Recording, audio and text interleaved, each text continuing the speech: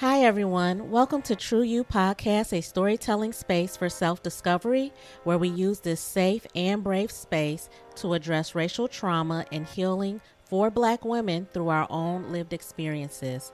I'm Kelly, and this is my co host. Hi, I'm Debbie.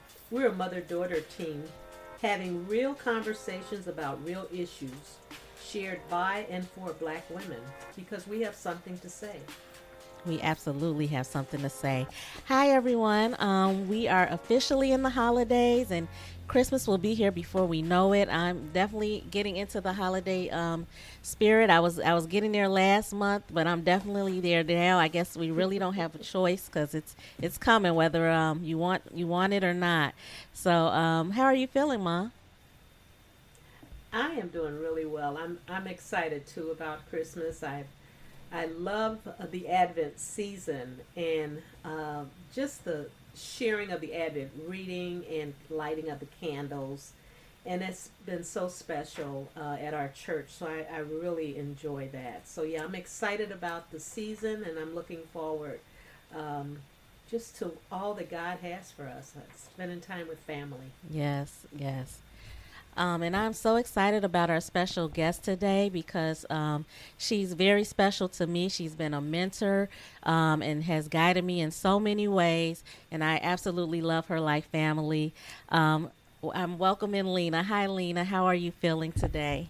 Hi and welcome. Thanks for having me, Debbie and Kelly. It is. I feel like this opportunity is a Christmas gift. And you're a gift to us as well, Lena. So, Yes, you just are. to go back, like our first episode was titled Black, How They See Us, How We See Ourselves. And we talked to a good friend of mine, Zandra, and she had an experience with a Karen. And so, this is actually, this has been a year, whether you know it or not, where we've been doing Yeah. this podcast. And so, this is going to be our first episode of our second season. And today's episode is titled Karen's sister Kate. And so Lena had a recent experience with a Kate. And so, Lena, can you share that experience with us? Yeah. So I had started back at yoga classes after a long absence, and it took a lot of energy and motivation to get me to the class.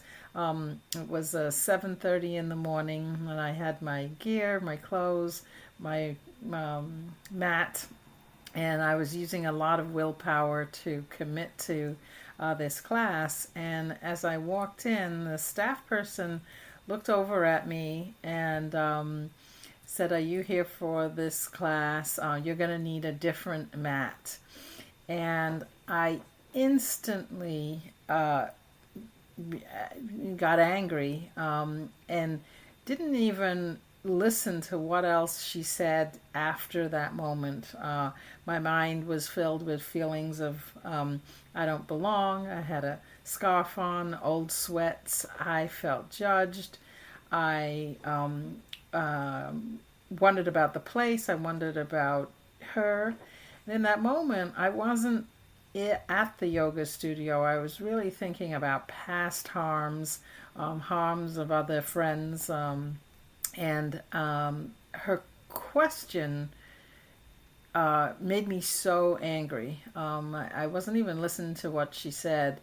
But somewhere in there, it was like, you should take a different class. So she recommended that I take the later class, and in anger and frustration, with utmost condescension in my voice, I said, "Thank you. I will," with still in that place of anger. And as the other assistant was signing me up for the later class, a thought ran in my mind. If I judge this experience, judge this studio, I'm going to be losing the experience. I'm choosing to come. I want to do this for me, and I'm not going to let this experience, negative or positive, take that away from me. And that started to soften my heart a little bit.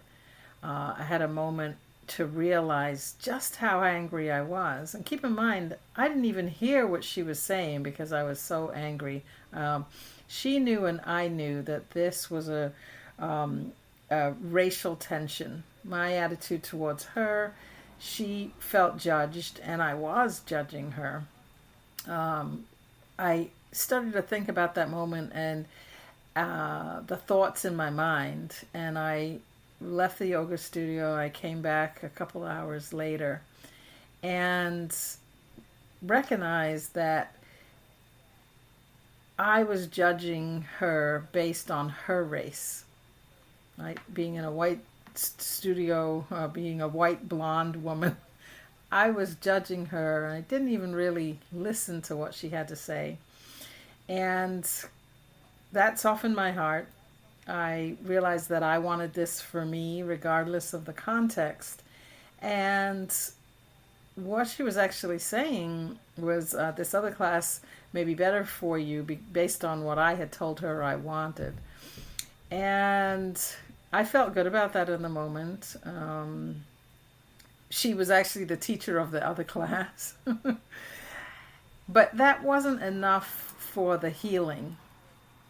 And after the class, I said to her, I revisited the issue, and I said, when you spoke to me this morning, I was so angry because she knew and I knew this was about race. I was feeling like a black woman that didn't belong, and she was like feeling as if a white woman had said, and she had said something inappropriate.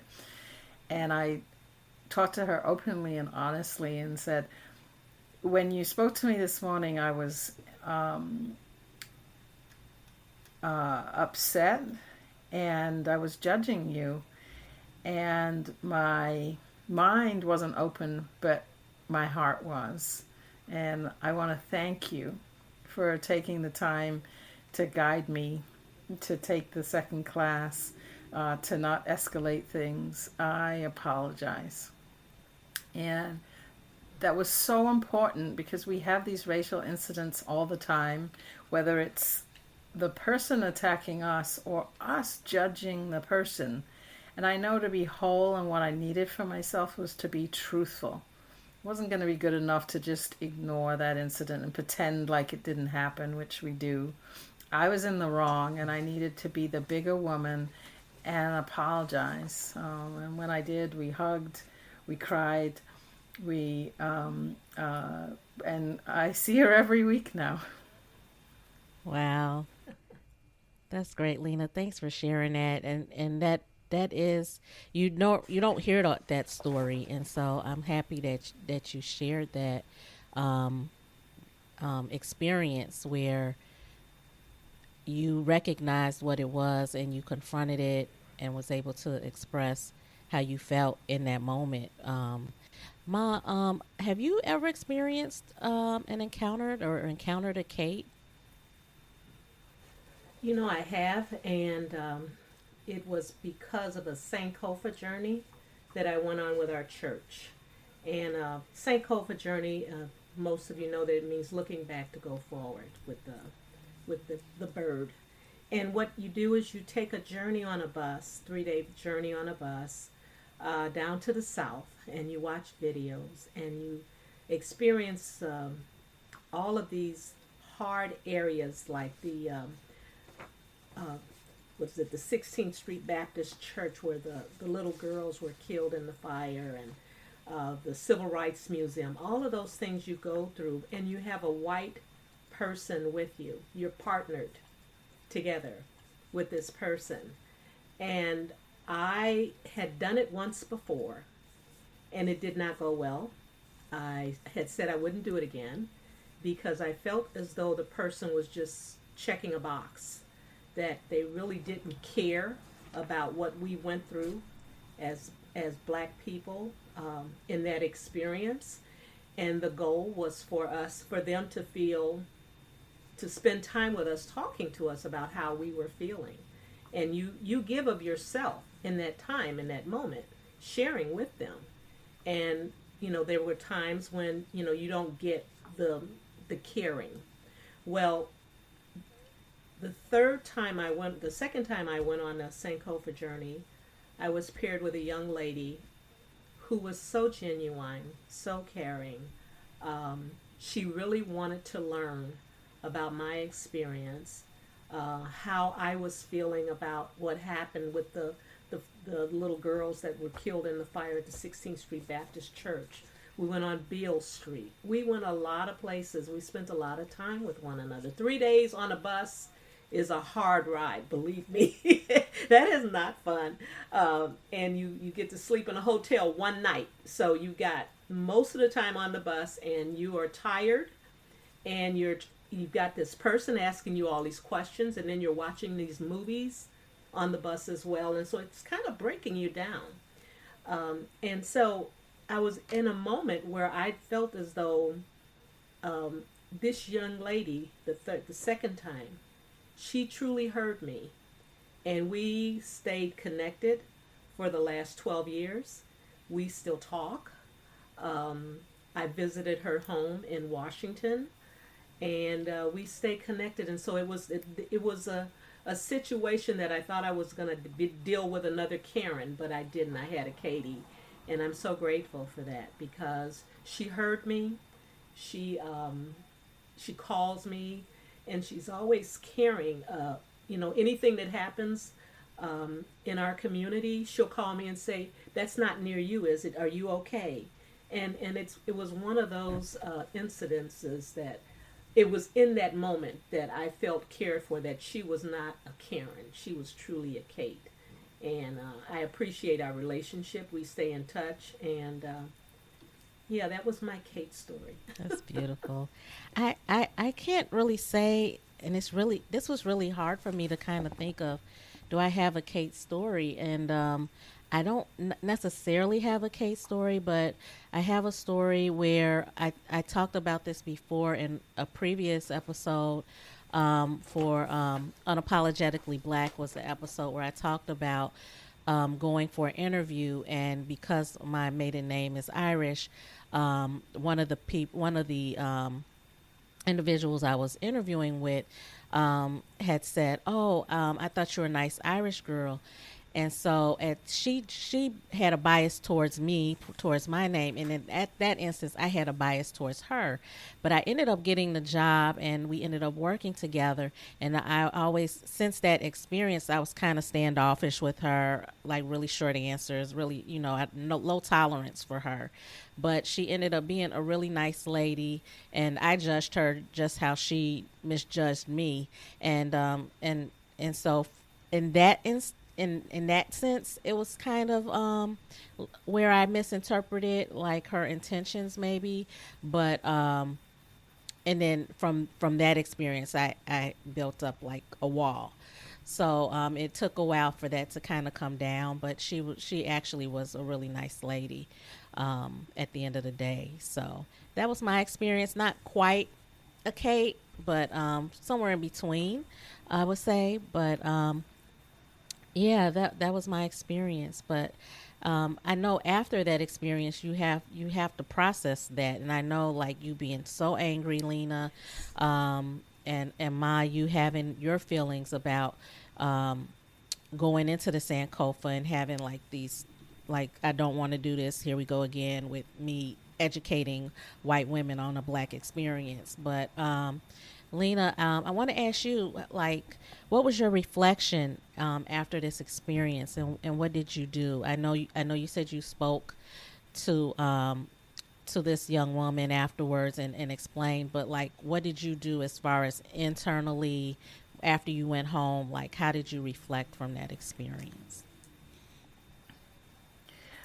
My anger shocked me in the moment, so that gave me pause. I don't usually run around being angry all the time, and I knew for myself I was going there to heal and relax. So if I didn't reflect and understand what happened, I was hurting myself. So my initial responses were for myself and not really so much about her. I was like, I put the energy into going here and I want this positive experience. And even if I'm the only black woman ever to come in there, I'm going to make that place a healing place for me.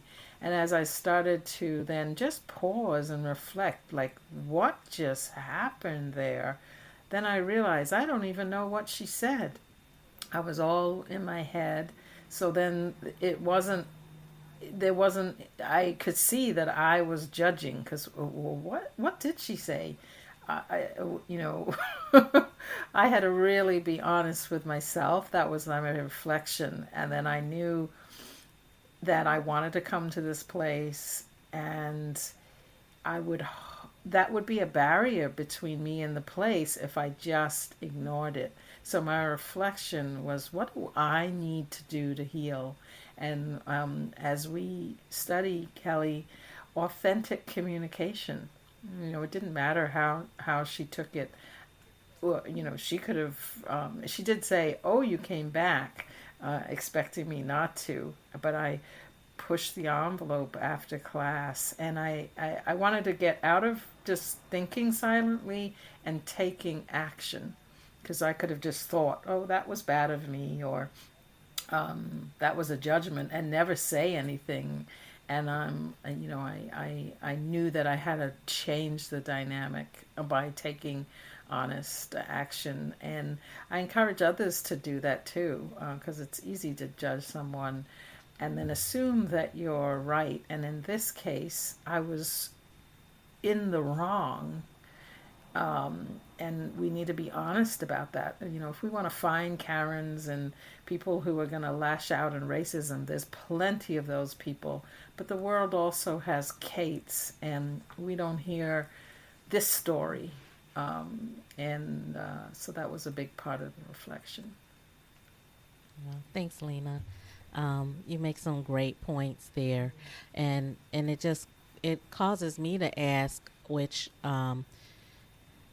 why do we, when we are out and we're about and just living our lives and going about our day, and we run into like these experiences or these situations, like, as I know, as a black woman, I'm guarded because of past experiences, um, and just intention, and so I just like wonder why as black people, which I know because of like our past and because we see these things in the media all the time. I just saw something recently with someone else in a hotel, but we're always so guarded. And so my what are your thoughts on that, and why we're always feel like we need to be so guarded when it comes to these encounters and communication? I think it's more because of the interactions we've had in the past. For Mm, me, I can only speak for me, because I grew up in the civil rights era. I went through a lot of derogatory comments and just mean things that people said to me, and I just made it a point to stay guarded so I wouldn't be hurt. So I kind of held my heart in my hand to keep them from hurting me. And so it's the feelings from the past that cause you to be guarded. And that's the way I was with the Kate that I was on the journey with.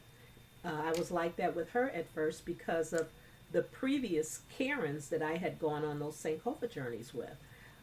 She actually cared. Kate asked me. She saw me. She spoke to me. She looked at me. She didn't look past me, and she genuinely cared about what I was saying and how I was feeling. There were several movies we watched on the bus: The Color of Fear, and what is it? It was a basketball movie that we watched as well, and they're very painful movies. And she looked at me at one point and said, "I am so sorry for what you've been through." Not knowing, not that I personally had been through those things, but to know that someone um, in my family may have gone through that, because there's a lot of different things different experiences you go through during this journey, this Sankofa journey, and it's very painful, and it hurts, and you get to a point where the other person is crying because of what we've been through. And so that's why you stay so guarded, because you don't want to be hurt. And when you find someone that's trying to be kind, it's unusual. And so you do have to let your guard down sometimes. But that's why we stay guarded, because we're always assuming the worst about people because of the way that we've been treated in the past. You can't help it. Yeah, I would say, like for me, going on the same Sankofa journey, I didn't have your same experience with the person that I was paired up with, but like that same guarded feeling I had going into it that you had, but for me it was different because I felt like um, a lot of times it felt like, oh, and someone even said, another black young lady even said, like, we go on these things and you cry and then you go about your day.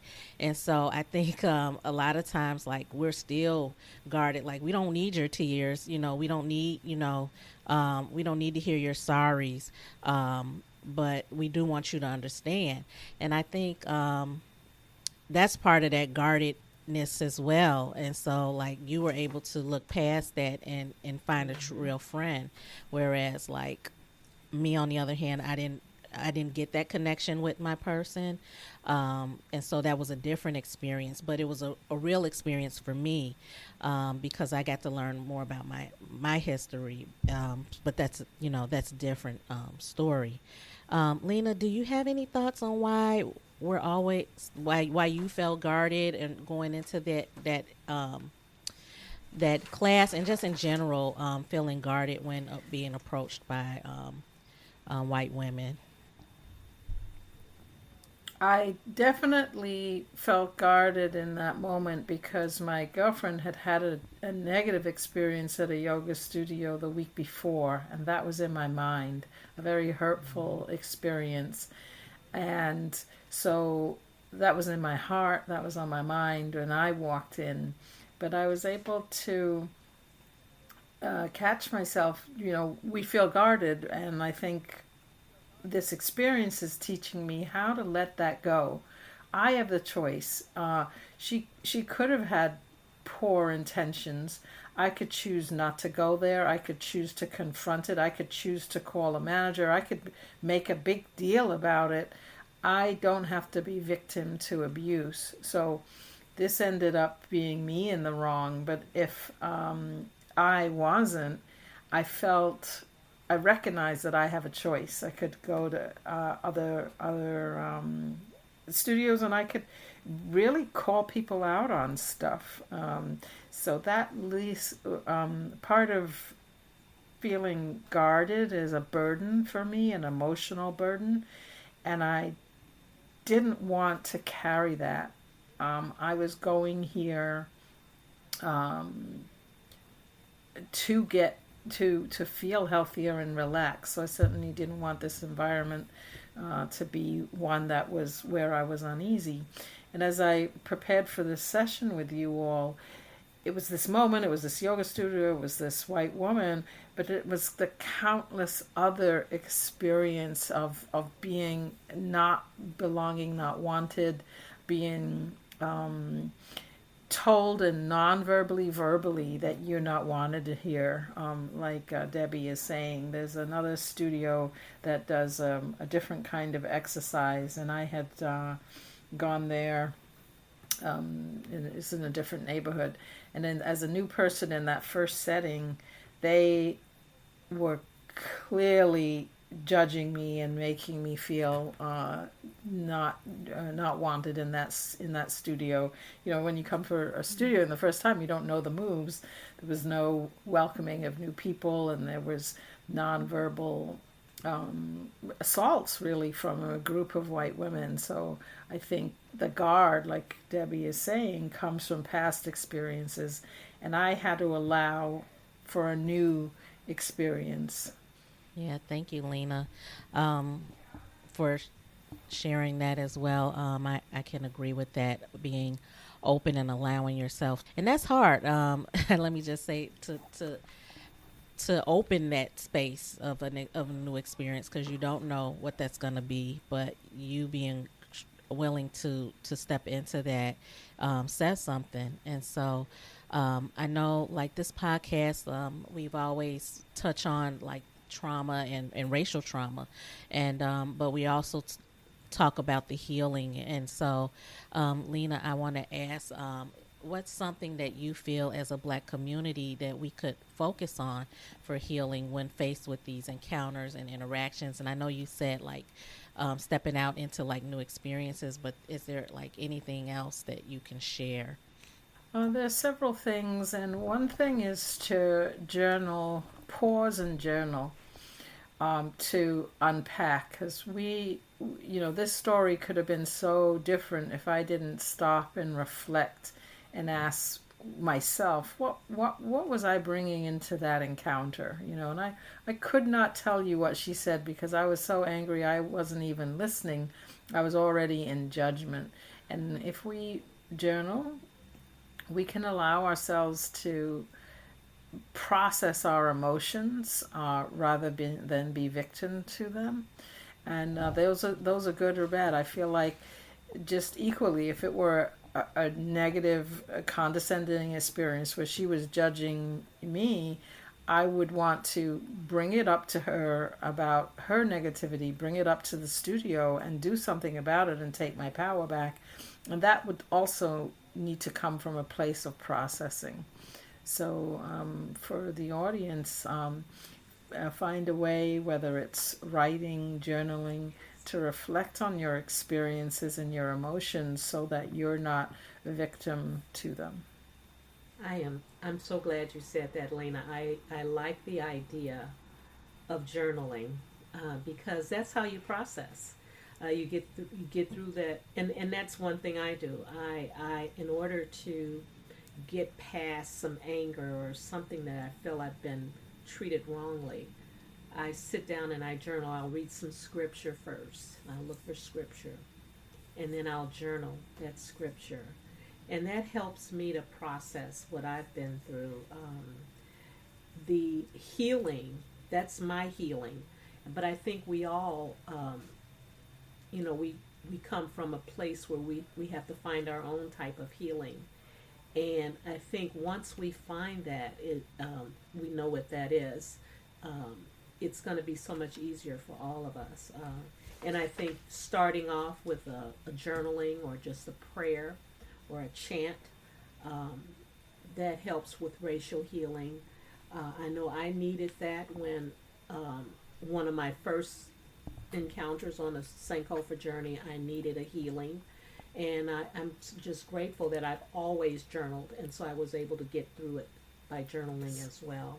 So, yeah, that's a great idea. Thank you, Lena, for bringing that up. Yeah, I agree. I don't journal as much as I should. But I know when you leave things to fester in your head, like, and I've done that, it makes you angrier and angrier and angrier. And so a lot of times, in order to get those things out, it helps to just write it down and journal. And even like going back and reading like those things later, and seeing how far you've come, or if you're still in that place, I just think like it just shows your process as well, when you journal, and where you are, mentally, where you are, spiritually, physically, etc.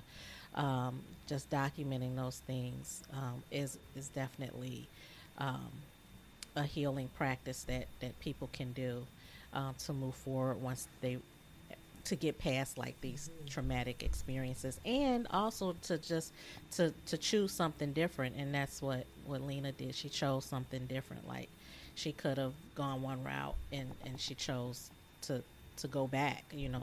She could have like went home and said, forget, I'm done with this. I don't need this. I don't need you. I don't need yoga, and like, and give up yoga, and so, w- when you get that angry, you can you end up hurting yourself, because you missed out on like an exercise that also can help with healing, which I heard yoga is one of those things that can help. I don't do yoga, but I've heard that that it helps with like relieving stress and in your body, but also like your mind. So thank you, Lena, for that tip, and I hope like the audience could use that as well. If you're dealing with something, to to to get a journal out, a piece, and it doesn't have to be like a journal, a piece of paper, anything around a notebook. So just to get whatever that is out. Mm-hmm. Yeah. And there are also, white women don't have ownership over yoga. There are beautiful black studios all around Chicagoland. And during COVID, I participated online with a black yoga studio that had a welcoming, warm culture. There isn't one close to me, but I'm not going to let perceptions of race block me from something that I need. I think if we had to guess, are yoga studios more welcoming or less welcoming? I would say that they're more welcoming, because this studio that I've been now going to regularly, there's plenty of black women there. And it was the judgments in my head and the bias, assuming that I might be, I'm not accepted because of my race. Yeah, that's wonderful. Thank you, Lena. Thank you so much for being our guest today and sharing all about your experience within your yoga class and with the cape. We truly appreciate it. Thank you so much. And that does it for us for today. I want to thank all of you for listening. Our special guest, Lena, we're so grateful that you joined us today. And we wish you all peace, love, and joy this Advent season. Have a wonderful, wonderful Merry Christmas and a joyous New Year. Thank you all for listening. Thank you, Lena. Thank you both. All right, bye everyone. Bye-bye. Bye. Tru You is brought to you by Radiant Vessels and sponsored by Proviso Partners for Health. Funds for Tru You, a storytelling space for self-discovery, were received from the Oak Park River Forest Community Foundation.